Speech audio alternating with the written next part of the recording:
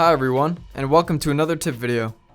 Today, we are going to be looking at the basic rules and techniques for shot composition. The definition of shot composition is the visual elements of a shot that create a story and convey a message. The first rule that people almost always overlook is the rule of thirds.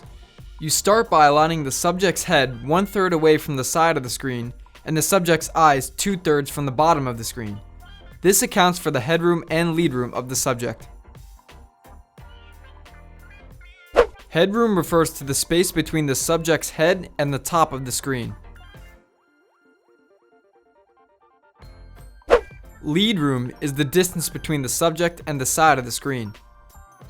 It goes with the direction the subject is facing and comfortably fits him or her into frame. There are 5 basic types of camera shots.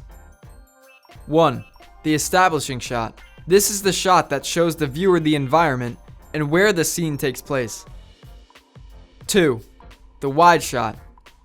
This shot shows the position of the subject or subjects within the environment. 3. The medium shot. The medium shot consists of about 50% of the subject, generally from the belly up. 4. The close-up.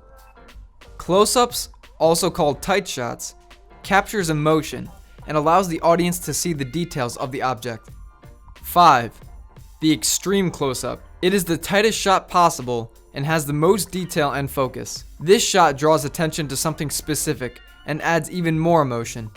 The final technique is FMB. This storytelling technique comprises of 3 layers: foreground, middle ground, and background, also called FMB. This skill allows you to add extra information or draw attention to a certain object. One technique used with FMB is rack focus. As the focus goes from one subject to another, you are shifting the viewer's attention.